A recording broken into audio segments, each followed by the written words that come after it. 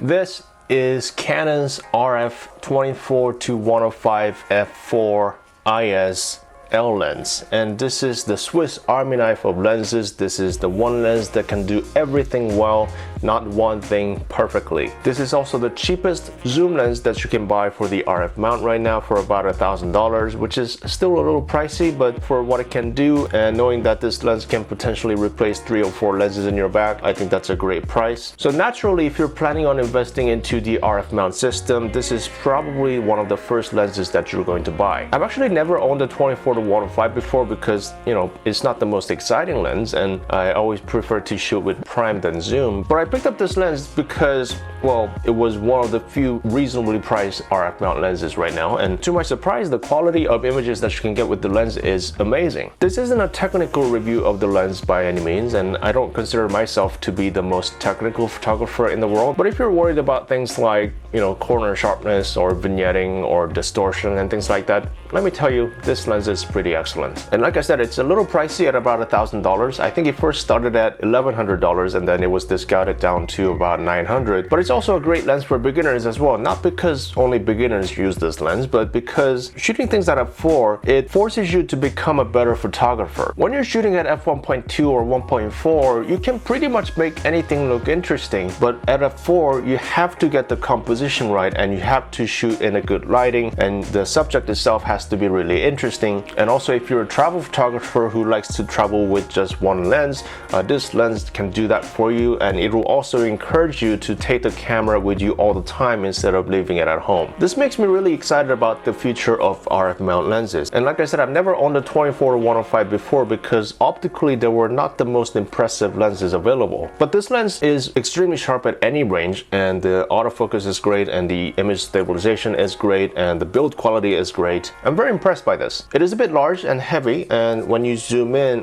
the barrel extends out about 2.5 inches, but it feels pretty well balanced with the EOS R and also with the EOS RP. If you have the extension grip, it feels pretty comfortable as well. So just to kind of show you the hardware, there's the autofocus and image stabilization on and off switch, and also the lock here that locks the zoom. So if I lock it, the zoom ring doesn't rotate, and if I unlock it, there it goes again. And the zoom ring is nicely dampened and it feels even all the way around. And in the middle, there's the focus ring. And at the top here, there's the control ring, all new for the RF mount lenses. And this one also has a very nice feel to it. And when you turn this, I don't know if you can hear, there's that distinctive steps, and it gives you a very good feedback when you're trying to change settings.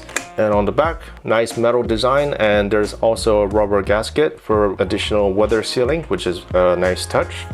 And on the front, a giant piece of glass there for the 77mm filter thread. And this lens also comes with a lens hood, which is kind of rare for Canon. So that's pretty much it. So let's take a look at some of the images. To say that this is a versatile lens is such an understatement. And I've been taking some test shots at 24 and 105 just to show you guys the difference. And even at 24mm, when you zoom into the photos were extremely sharp. And when I took the same shot at 105, it was really fun to see the difference in the range. And no one would believe that this photo came from the same lens and the same camera from the same spot from this photo.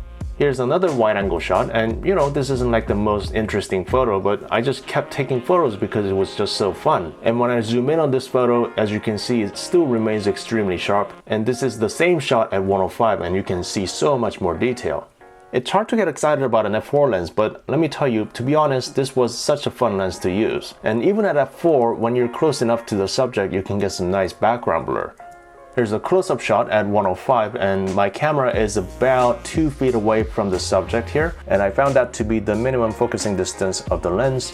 And here's the same photo taken at 24mm.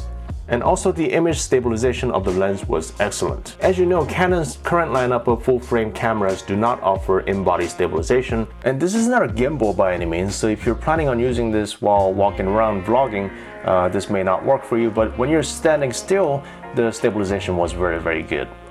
So that's it for me today. Thank you guys for watching, and if you're planning on getting the EOS RP or the R, or if you already have one of those cameras, I highly recommend this lens. And even if you have the EF mount 24-105 f4, this lens might be worth upgrading to if you are planning on shooting with the RF mount full frame cameras. And you know, this is a travel lens, so being able to use this lens without an adapter is really nice, and it just makes the whole camera more balanced and much more nicer to use. So again, thank you for watching. I'll see you next time.